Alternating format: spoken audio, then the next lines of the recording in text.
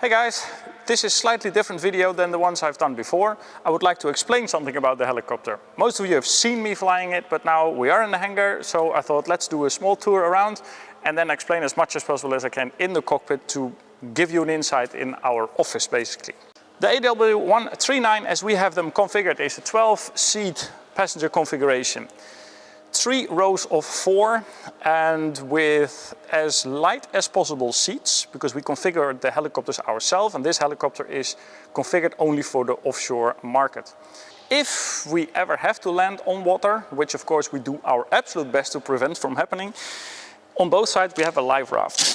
If you open it and we are floating on the water, you can pull the handle and the life raft comes out. So the cargo area, good for 300 kilos. And this is where all the luggage is stored. Then below it you see a cover, and we have one in the front as well, on both sides. This is a part of the flotation device. After here is the CPI or crest position indicator. Again, if we ever land on water, this one will be deployed and gives a signal, a GPS signal to where we are. Very important. If we move to the back of the helicopter, this is obviously the tail, and we have a 4-bladed tail rotor system. The helicopter is relatively short with a lot of power, so there is an enormous moment on the tail for the anti-torque of the main rotor. So the tail rotor is very effective and of course needed in a helicopter. This particular helicopter does not have any anti-ice. Some of our helicopters do, and then the blades are actually heated. Then we come to the right-hand side of the cockpit, and this is basically the pilot flying seat. So I'll jump in and I'll try to explain as much as possible as I can from the cockpit. So we're in the helicopter, I'm in the right hand side, the pilot flying seat. After the explanation of the cockpit, I'll explain a little bit why this is the pilot flying seat and why we can fly from that seat. However, we only use that seat for landing and takeoffs. I'll start upstairs, or the overhead panel as we call it. The forward part of the overhead panel, these switches up here, is basically for our electricity. Currently only this switch is on, and that is the external power. Of course the helicopter is not running, the engines are not running, so we use electricity from outside to power the helicopter cockpit. Next to it, main batteries, the master, the generators 1 and 2, and a bus tie. Afterwards here, these are all the circuit breakers, and they are all connected to the individual electrical components. Now in the middle you see 2 levers. These levers are referred to as throttles.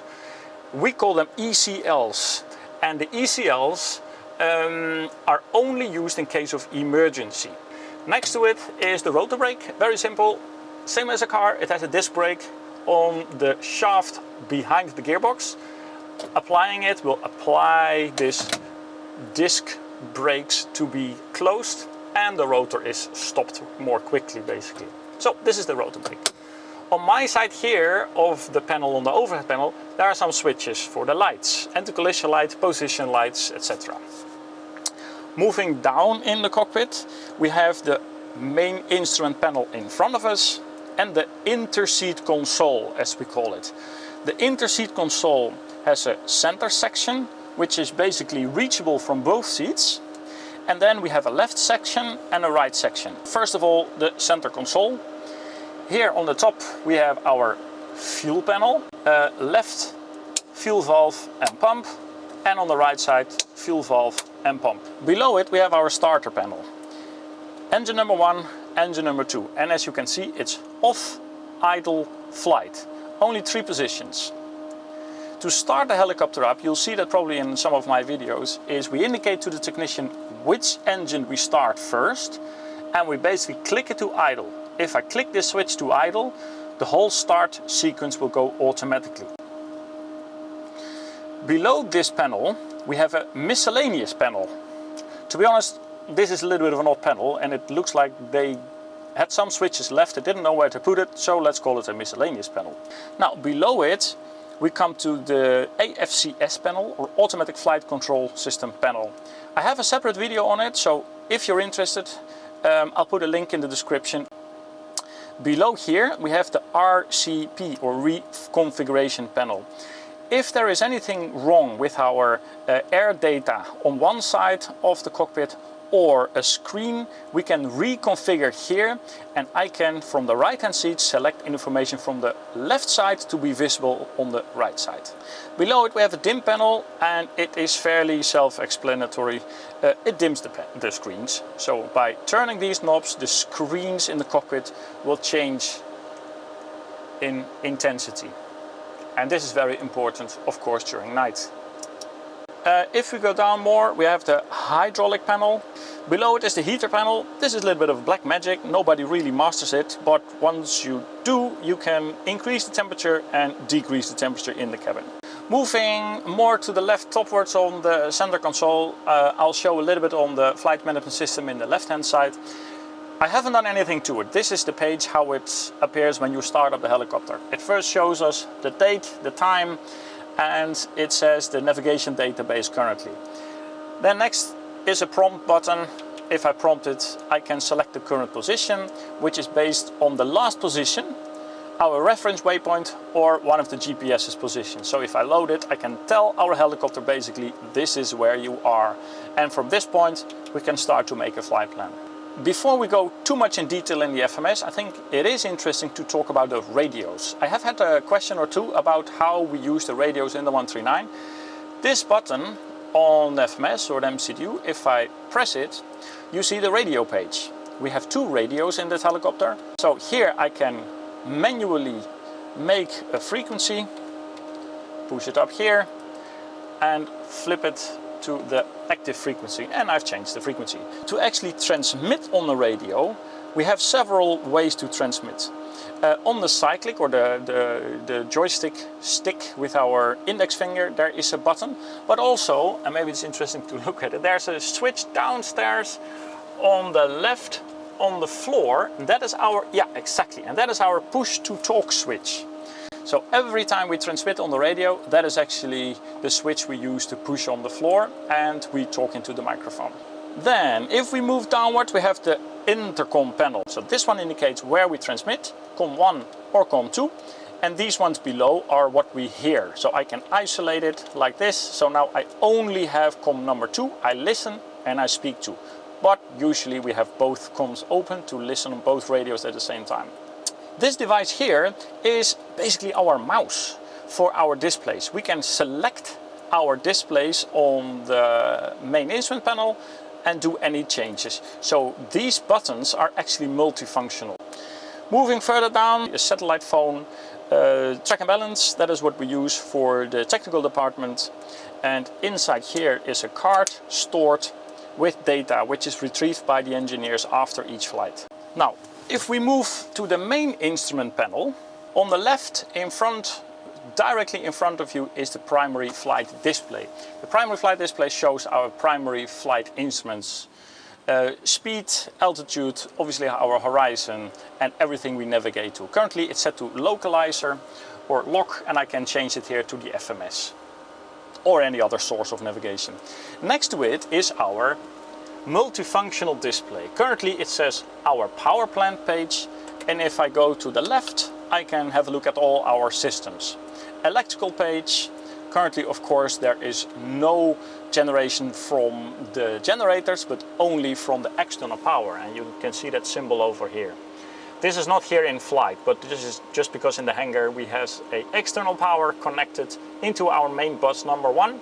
The bus tie is closed currently, and this generates power to all our systems. Then if I go downwards, another one, I have the hydraulics. Then below that we have our flight controls, and below it we have our cameras we can check.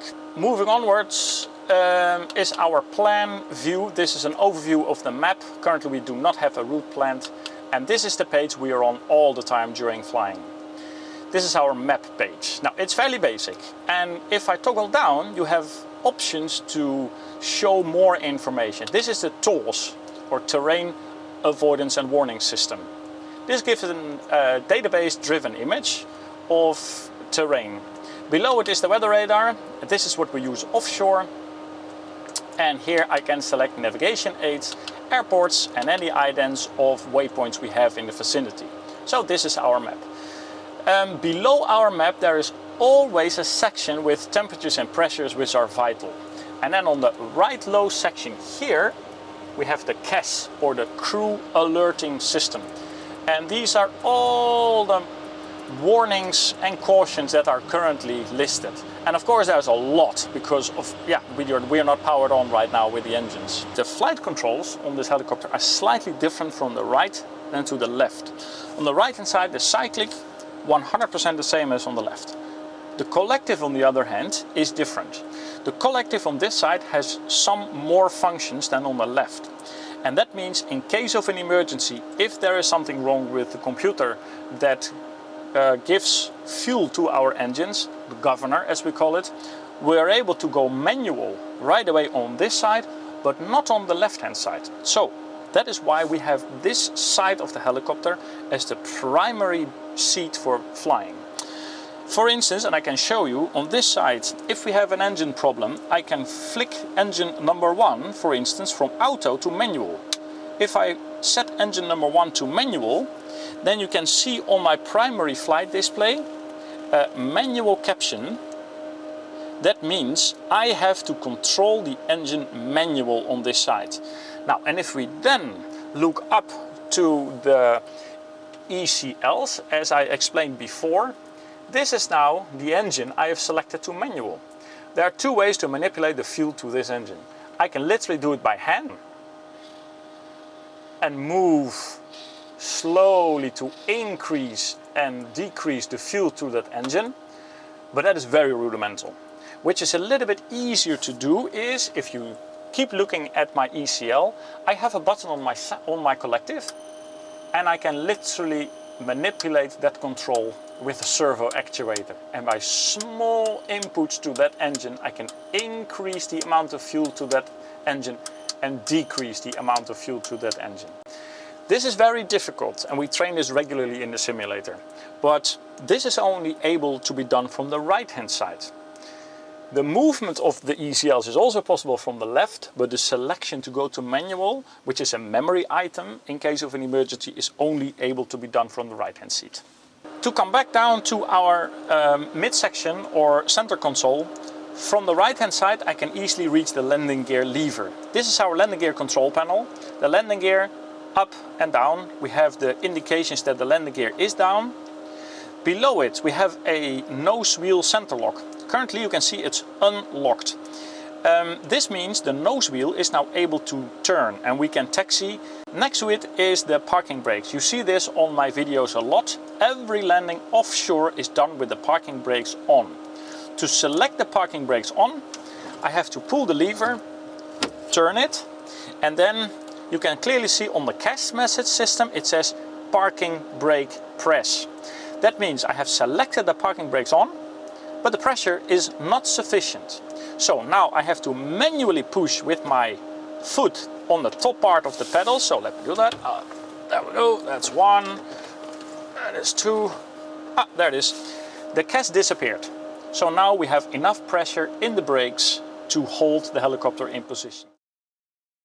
Happy for the start, checks. Coming up, the doors are closed. Check my side as well, seatbelt specs briefing. Is done and on. Cockpit, engine collision light and the position lights. Is on. Rotor brake. Off. The fuel panel. Is on with no link. Check main bus voltage. More than 43. Awesome, and the engines. Engines. Alright, okay. on the controls. And 3, 2, 1. Start ignition. Wait. Right up and in.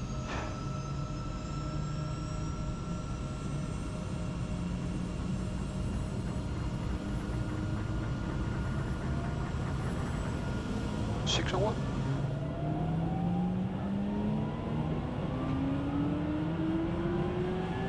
Starter out engine green.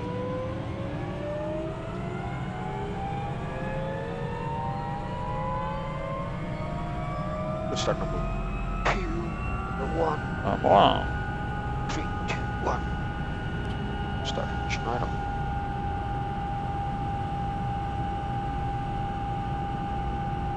Light up at 8.